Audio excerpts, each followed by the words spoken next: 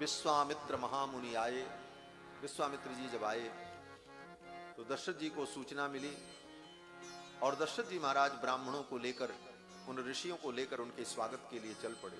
मुनि आगमन सुना जब राजा, मुनि आगमन सुना जब राजा, मिलन गयो लय विप्र समाजा, मिलन गयो लय विप्र समाजा। कर दंडवत मुनि सन्मानी, कर दंडवत मुनि सन्मानी, निज आसन बैठार नियानी, निज आसन बैठार नियानी। चरण पखार की नयति पूजा, चरण पखार की नयति पूजा। मौसम धन्य आज नहीं दूजा, मौसम आज धन्य नहीं दूजा। विविध भांति भोजन करवावा, विविध भांति भोजन करवावा। मुनि बर हृदय हर्ष अति पावा, मुनि बर हृदय हर्ष अति पावा। मुनि चरणन मेरे सुखचारी, मुनि चरणन मेरे सुखचारी। राम देख मुनि देह विसारी, राम देख मुनि देह विसारी। हे भय मगन देखत मुख शोभा, भय मगन देखत मुख शोभा, जनु चकोर पूरन शशि शोभा, जनु चकोर पूरन शशि शोभा। मुनि आगमन सुना जब राजा, मिलन गयो लय विप्र समाजा। ब्राह्मण समाज को लेकर मिलने के लिए, ब्राह्मण समाज को आगे लेकर के क्यों चले? बोले ये मर्यादा थी, शिष्टाचार था। और दूसरा कारण यह भी था, दशरथ जी को थोड़ी चिंता भी हुई। ये विश्वामित्र जी बड़े उग्र तपस्वी, एक बार अयोध्या आए थे,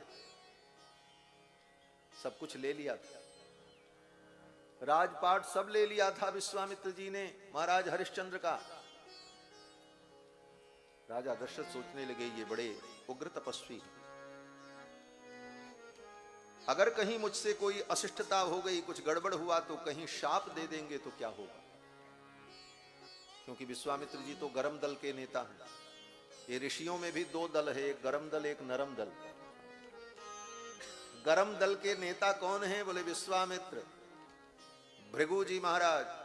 भृगु जी तो भगवान को भी नहीं छोड़ते। हाँ, ठाकुर जी को भी, उनकी भी सेवा की अपने हिसाब से, जो उनकी सेवा। हाँ, यही कहेंगे और क्या कहें। लेकिन भृगु जी को बाद में पश्चाताप हुआ। भृगु जी ने विचार किया, ये कितने महान हैं, मैंने इन पर प्रहार किया लेकिन इसके बाद भी मेरे चरणों को पकड़ करके ये अपने पीतांबर से पोंछ रहे हैं और कह रहे हैं विप्रवर आपके चरणों में चोट तो नहीं लग गई? मेरा वक्षस्थल वज्र के समान कठोर, बड़े बड़े दुर्दांत दानों की गदाएं चूर चूर हो जाती हैं जिस वक्ष से टकराकर, ऐसे वक्ष पर आपने अपने कोमल चरण का प्रहार किया, आपको पीड़ा तो नहीं? भृगु जी के आंखों से अश्रुपात होने लगा। भृगु ने मारी लात उर, तबह उठी नहीं हूक, ऐसो साहब चाहिए माफ करे सब चूक। साहब तो ऐसा हो, स्वामी तो ऐसा हो, जो सारे अपराध क्षमा कर दे। अहम त्वा सर्व पापेभ्यो मोक्षयिष्यामि मा शुचः। तो ये गरम दल वाले हैं महाराज, भृगु, विश्वामित्र, दुर्वासा। दुर्वासा जी तो कहते भी हैं नाहम दयालु हृदय, मैं दयालु हृदय नहीं। नमाम भजते क्षमा, क्षमा मुझे नहीं आती है, क्षमा किस चिड़िया का नाम है मैं नहीं जानता हूं। वशिष्ठो नहीं बजानी, दुर्वासा नाम नामता, मुझको वशिष्ठ मत समझना, मैं दुर्वासा हूं। यही कह करके दुर्वासा जी ने इंद्र को शाप दिया, विष्णु पुराण में जो प्रसंग है। तो ये गरम दल वाले हैं महात्मा लोग। दोनों प्रकार के महात्मा होते हैं, गरम दल नरम दल। विश्वामित्र जी महाराज आए तो दशरथ जी ने सोचा कहीं ये नाराज हो गए, हमसे कोई अशिष्टता हो गई तो शाप दे देंगे, लेकिन ये ब्राह्मण मेरे साथ रहेंगे तो ये मेरी रक्षा करेंगे।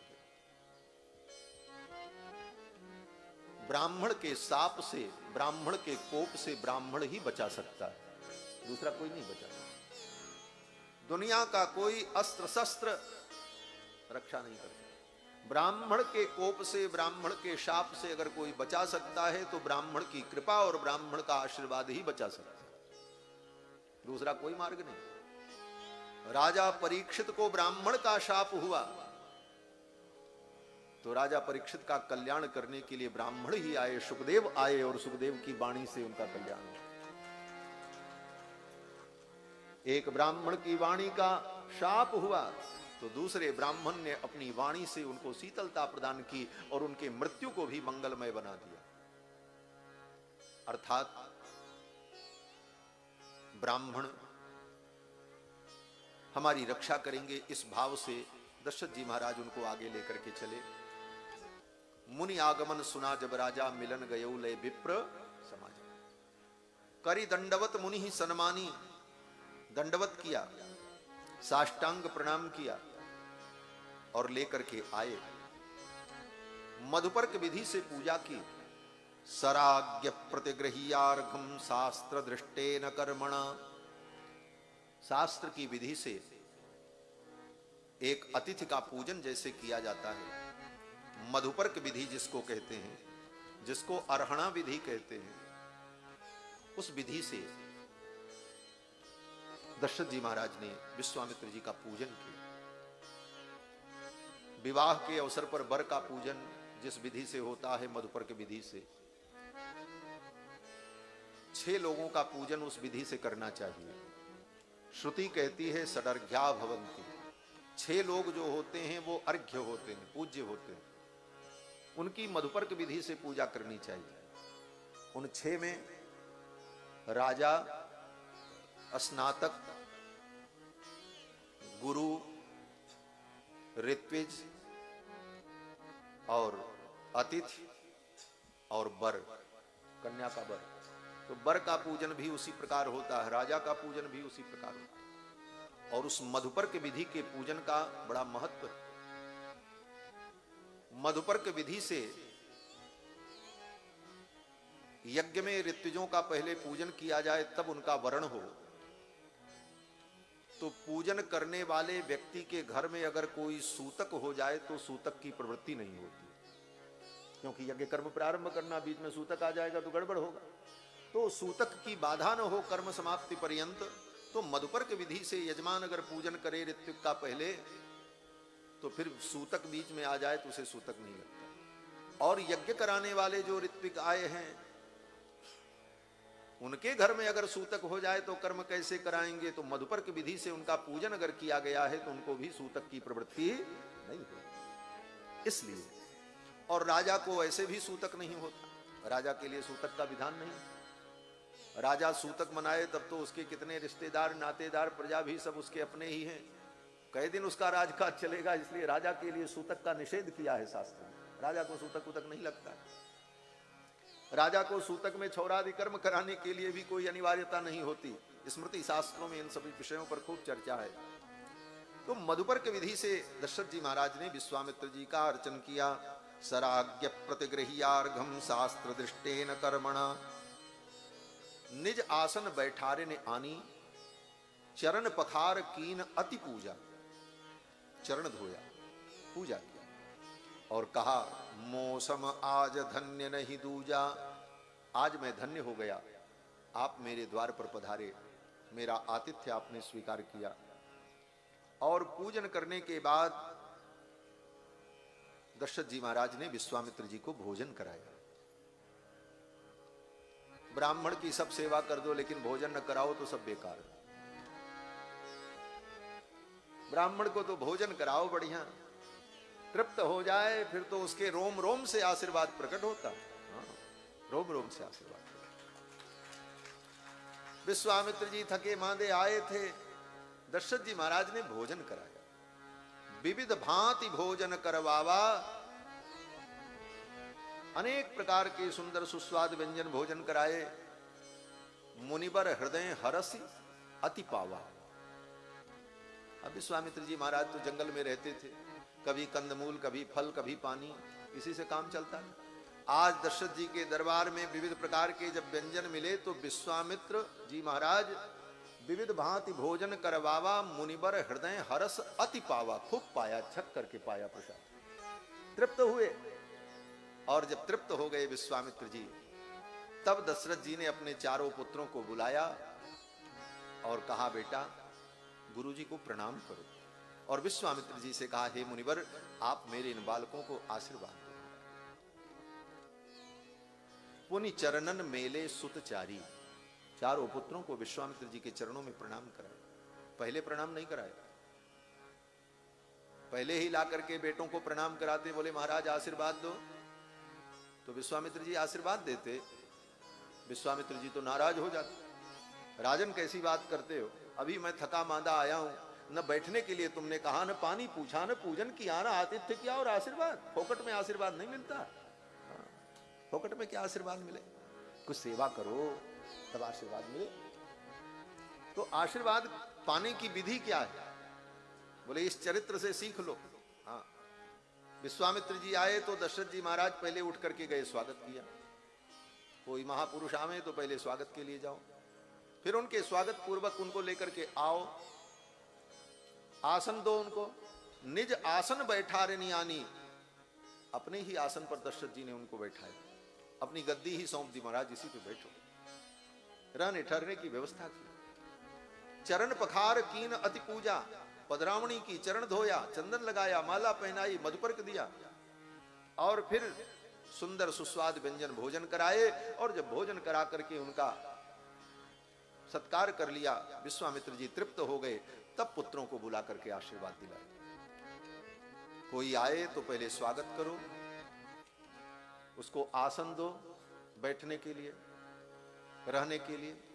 पहले आसन दो, आसन के बाद बोले बासन दो, बर्तन भाड़ा ला करके दो, कुछ बने छने घुटे। राशन दो, हाँ राशन लाओ। तो आसन, बासन और राशन, उसके बाद तब भाषण, तब भाषण होगा। नियम तो यही। ज्ञान सुनना है, प्रवचन सुनना है, उपदेश पाना है, तो पहले सेवा करो, बढ़िया रहने की व्यवस्था करो, प्रसाद पवाओ, स्वागत करो, उसके बाद तब फिर भाषण सुनो महात्माओं का, तब बढ़िया ज्ञान विज्ञान सब सुनाएंगे आनंद, आशीर्वाद भी मिलेगा। विश्वामित्र जी आए तो दशरथ जी ने ऐसे ही स्वागत किया, विविध भांति भोजन करवावा। विश्वामित्र जी भी प्रसन्न हो गए और फिर विश्वामित्र जी के चरणों में चारों कुमारों को प्रणाम कराया। पुनि चरणन मेले सुतचारी, राम देख मुनि देह विसारी। राम जी को देख करके विश्वामित्र जी अपने आप को ही भूल गए। बस 5 मिनट में कथा को पूरा करेंगे, क्योंकि सबको प्रसाद पाना है। ये तो कथा है महाराज, ये कभी खत्म होने वाली नहीं, अथाह है कथा, अथाह है, इसका कोई अंत नहीं। चरितम रघुनाथस्य शतकोटि प्रविस्तरम, एक ही गमक्षरम प्रोक्तम महापातक नाशनम। और वो भी साधु की कथा, और साधुओं के बीच में कथा, फिर तो कितनी शाखाएं इसमें निकलती हैं, कितनी बात बढ़ती है, इसका कोई ठिकाना ही नहीं। हमारे यहाँ कहते हैं, ज्यों केला के पात में पात, पात में पात, त्यों साधु की बात में बात, बात में बात, बात में भी बात निकल जाती, इसका कोई अंत नहीं है। लेकिन फिर भी जितना हम सुन लें, समझ लें, हमारा कल्याण होगा। मंगल करनि कलिमल हरनि, तुलसी कथा रघुनाथ की। थोड़ी सी बात कह करके विश्वामित्र जी महाराज पधारे, चरणों में प्रणाम कराया। राम जी को देख करके विश्वामित्र जी अपने आप को भूल गए। राम देख मुनि देह विसारी। और फिर दशरथ जी महाराज ने विश्वामित्र जी से पूछा है कि ही कारण आगमन तुम्हारा, आपके आने का कारण क्या है, मैं आपकी क्या सेवा कर सकता हूं, आप आज्ञा करें। विश्वामित्र जी ने पहले दशरथ जी की बड़ी प्रशंसा की। विश्वामित्र जी ने कहा कि सदृशम राजसार्दूल तवैवं भुवि नान्यतः हे राजन, आपके जैसा राजा इस धरती पर कोई नहीं। इतनी बड़ी प्रशंसा। आपके जैसा राजा, सदृशम राजसार्दूल तवैवम भुवि नान्यतः, आपके जैसा कोई राजा इस धरती पर नहीं। क्या कारण? विश्वामित्र जी ने कहा 2 कारणों से। पहला कारण तो यह है कि महावंश प्रसूतस्य, ऐसे महान वंश में आपका जन्म हुआ है जिस वंश में दिलीप, भगीरथ, रघु बड़े बड़े प्रतापी राजा हुए, जिस कुल में पीढ़ियों से भगवान की सेवा होती चली आई, जो वंश पीढ़ियों से परम भागवत वैष्णव वंश है, ऐसे महावंश में आपका जन्म हुआ। गोविंद राज स्वामी जी ने अपनी टीका में एक जगह संकेत किया, स्वयं प्रश्न उठाया कि भगवान ने दशरथ जी को ही पिता बनाने का विचार क्यों किया? इस धरती पर और भी बड़े बड़े धर्मात्मा राजा थे। जनक जी भी इतने बड़े धर्मात्मा राजा थे, जनक जी के यहां भी हो सकता था अवतार भगवान। जानकी जी का अवतार तो हुआ ही, तो भगवान ने दशरथ जी को ही पिता बनाने की इच्छा क्यों की? तो उत्तर देते हैं गोविंद राज स्वामी जी कि जनक जी के कुल में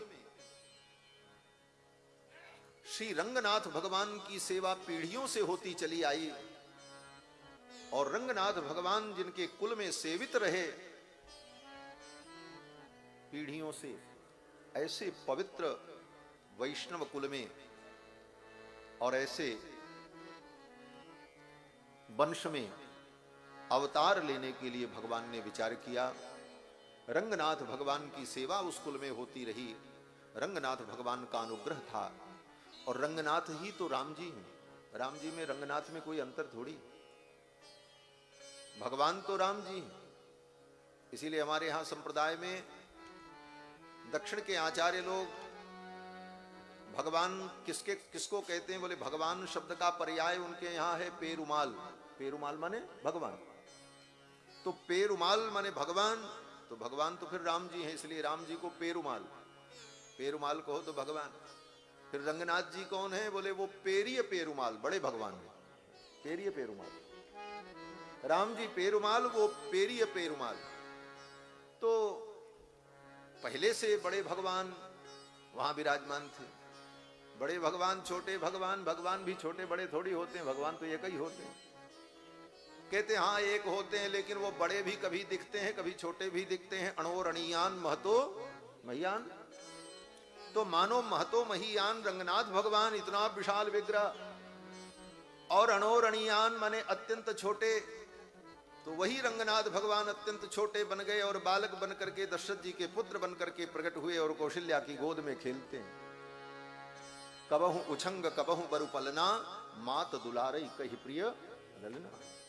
जिन भगवान को व्यापक ब्रह्म निरंजन निर्गुण विगत विनोद, सो अज प्रेम भगति बस कौशल्या के गोद। तो जो बड़े थे वही छोटे हो गए। ऐसे कुल में अवतार लेने के लिए भगवान ने विचार किया जिस कुल में वैष्णवता प्रतिष्ठित थी परंपरा से। इसलिए विश्वामित्र जी ने कहा महावंश प्रसूतस्य। और दूसरी विशेषता आपकी क्या है? बोले वशिष्ठ व्यपदेशन। वशिष्ठ जैसे आपके गुरु। व्यक्ति की महानता उसके पिता और उसके गुरु से हो, किस कुल में उसका जन्म हुआ है और उसका गुरु कितना महान है। इन 2 कारणों से व्यक्ति की महानता होती है, और ये दोनों कारण दशरथ जी में विद्यमान थे।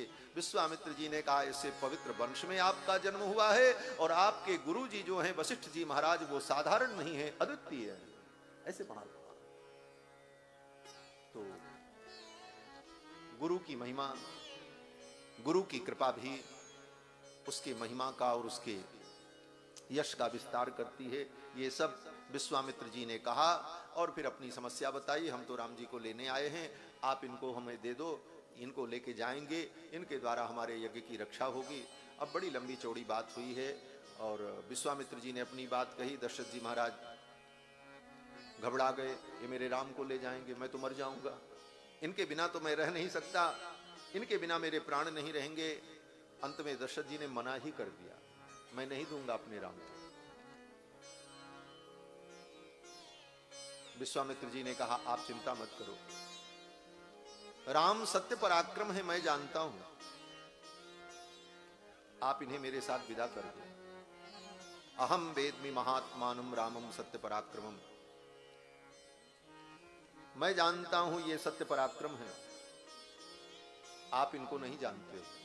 दशरथ जी को बड़ा दुख लगा, बेटा मेरे पाल पोस करके बड़ा हमने किया, और ये विश्वामित्र जी आकर के कह रहे हैं कि राम को हम जानते हैं, तुम नहीं जानते। हम नहीं जानते, ये जानते। विश्वामित्र जी ने कहा कि अहम वेद्मि महात्मानम रामम सत्य पराक्रमम, मैं जानता हूं ये राम कौन है, आप नहीं जानते हो। किसी बाप से आकर के कोई व्यक्ति कहे तुम्हारा ये बेटा तुम नहीं जानते हो कौन है, मैं जानता हूं, बाप को तो दुख लगेगा ही। और इतने पर रुक जाते तो कोई बात थी। विश्वामित्र जी ने कहा हां कुछ और लोग भी इनको जानते हैं। बोले कौन जानते हैं? विश्वामित्र जी ने कहा वशिष्ठोपि महातेजा, ये आपकी सभा में जो वशिष्ठ जी बैठे हैं ये जानते हैं कि ये कौन है, इनसे पूछ लीजिए। यद्यपि इनसे हमारा वैचारिक मतभेद रहा है, विश्वामित्र जी से और वशिष्ठ जी का वैचारिक मतभेद बड़ा लंबा चला, कितना संघर्ष वर्णन है शास्त्रों में। लेकिन विश्वामित्र जी कहते हैं सब कुछ होने के बाद भी इस विषय में हमारा मतभेद नहीं है, जो मैं कह रहा हूं वही वशिष्ठ जी भी कहेंगे, वशिष्ठोपि महातेजा। बस इतने ही लोग जानते हैं। विश्वामित्र जी ने कहा नहीं, ये चे में तपसि स्थिताः, आपकी सभा में ये तपस्वी लोग जो बैठे हैं, ये तिलक चंदन लगाए हुए, चोटी धारण किए हुए, जटा धारण किए हुए, ये महात्मा लोग इनको जानते हैं। ये बड़ा सुंदर भाव है। इस श्लोक की व्याख्या गोविंद राज स्वामी जी ने तो विस्तार से की ही की है, लेकिन कृष्णपाद सूरी जो तनिश्लोकीकार हैं, श्रीमद् वाल्मीकि रामायण की तनिश्लोकी व्याख्या जिनकी है आचार्य पिल्लई कृष्णपाद सूरी, उन्होंने इस श्लोक का 18 प्रकार का अर्थ किया। इतनी श्रुतियों का प्रमाण देकर एक एक नए नए भाव, बड़ी लंबी व्याख्या की। तो सीधी सीधी मोटी मोटी बात इतनी, विश्वामित्र जी कहते हैं इनको जानना इतना सरल नहीं है। इनको कौन जानता है?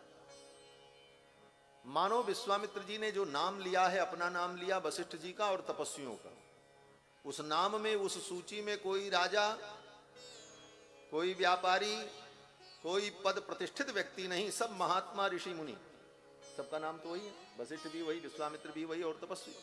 मानो विश्वामित्र जी कहना चाहते हैं राजन, इनको वो जान पाता है जो अपने सिर का मुकुट और पगड़ी उतार कर अपने सिर पर जटाओं को धारण करता है और जंगल में खाक रमाता है, वो इनको जानता है। सोने के सिंहासन पर बैठ करके इनको नहीं जाना जा सकता। मानो विश्वामित्र जी कहना चाहते हैं राजन, इनको वो जानता है जो अपने मस्तक पर उर्ध्वपुंड धारण करता है, जो इनके लिए रोता है, जो इनके नाम की माला जपता है, जो इनके लिए फकीर बन जाता है, जो इनके लिए दर दर भटकता है, वो इनको जान पाता है। इनको सब नहीं जानता। इनको जानने का यही तरीका है, दूसरा कोई तरीका नहीं है। इसी तरीका से इनको जाना जाता है। इसलिए राजन, ये कौन है ये मैं जानता हूं। अहम वेद, वो भी मैं क्यों जानता, पहले मैं भी नहीं जानता था। मानो विश्वामित्र जी कहते हैं पहले मैं भी नहीं जानता था, तुम्हारे जैसे मैं भी राजा था और सोने के सिंहासन पर बैठकर, लेकिन जब मैंने राज्य छोड़ा, सिंहासन छोड़ा, सब कुछ छोड़ा, पुत्र छोड़ा, परिवार छोड़ा, तब इनको मैंने पाया। इनको पाने के लिए सब त्यागना पड़ता है। सर्वम त्यक्त्वा हरिम भजेत। अंत में वशिष्ठ जी के समझाने पर राजा दशरथ तैयार हो गए और अपने पुत्रों को, राम लक्ष्मण को देने को तैयार हो गए। अब विश्वामित्र जी राम लक्ष्मण को लेकर के चलेंगे अयोध्या से। कहां? बोले आपके नेपाल राष्ट्र में पधारने वाले हैं, आ रहे हैं, ब्याह कराएंगे रघुनाथ जी का है? तो विश्वामित्र जी के साथ भगवान आएंगे। लेकिन अब विश्वामित्र जी भी थके मांदे आए थे, भोजन प्रसाद किया, इतनी वार्ता बहस हुई, विश्वामित्र जी भी थक गए हैं, तो विश्वामित्र जी को अयोध्या वास करने दो। आज विश्वामित्र जी अयोध्या रुके, कल वहां से आएंगे। कल की कथा में हम लोग रघुनाथ जी को अयोध्या से लेकर के मिथिला की इस पावन भूमि में उनका प्रवेश भाव की दृष्टि से, और फिर आगे भगवान की लीलाओं का यथामति चिंतन विचार हम लोग करेंगे। आज बस इतना ही। भगवान नाम संकीर्तन कर लें, फिर रामायण जी की आरती। बोलो श्री सीता रामचंद्र भगवान की जय। जय सीताराम।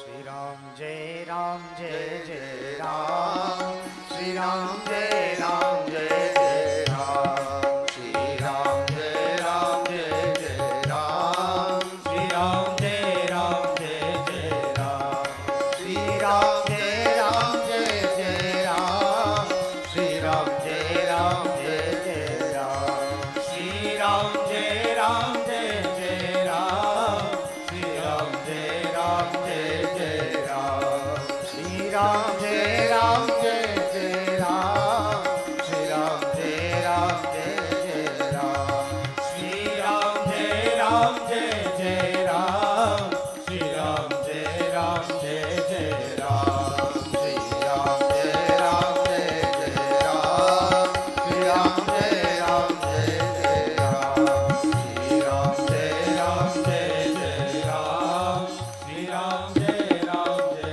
जय राम। श्री सीता रामचंद्र भगवान की जय। जय सीताराम। जानकी वल्लभ लाल। जानकी वल्लभ लाल की सखी आरती की जय, जानकी वल्लभ लाल की सखी आरती की जय, सुंदर बदन विलोकी के नैनन फल लीजे, सुंदर बदन विलोकी के नैनन फल लीजे, सुंदर ललित कपोल ना छुटी अलख विराजे, सुंदर ललित कपोल ना छुटी अलख विराजे, कंठा कंठ सुहावनो गज मुक्ता राजे, कंठा कंठ सुहावनो गज मुक्ता राजे, जानकी वल्लभ लाल की सखी आरती की जय, जानकी वल्लभ लाल की सखी आरती की जय, सुंदर बदन विलोकी के नैनन फल लीजे, सुंदर बदन विलोकी के नैनन फल लीजे, आग बनी जड़तार की दुपटा दुतिकारी, बाग बनी जड़तार की दुपटा दुतिकारी, पटुका है पचरंग की मणि जड़ित किनारी, पटुका है पचरंग की मणि जड़ित किनारी, जानकी वल्लभ लाल की सखी आरती की जय, जानकी वल्लभ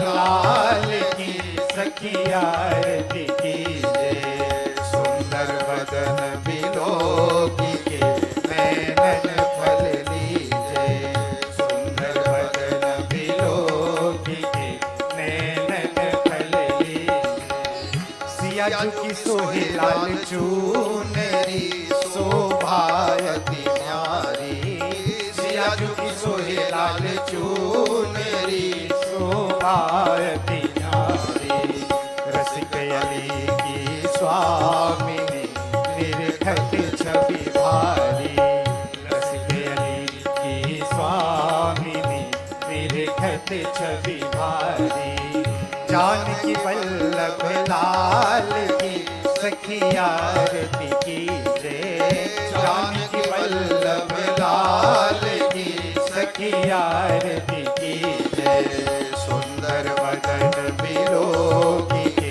नैनन फल लीजे,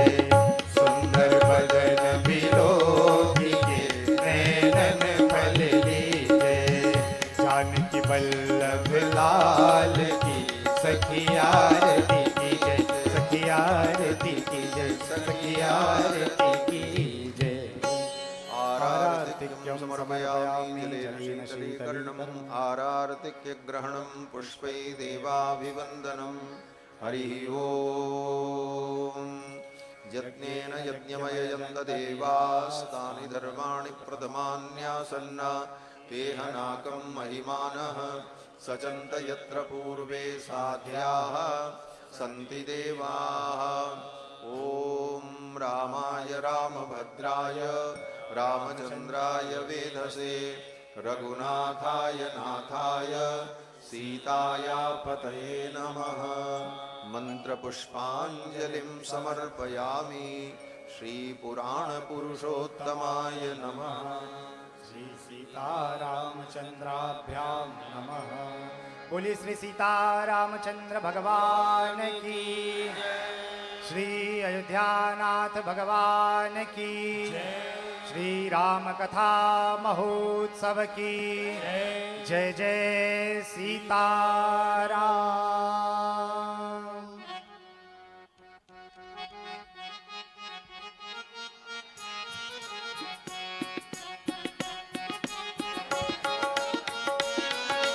जय श्रीमन्नारायण। अब नाम संकीर्तन हुनेछ।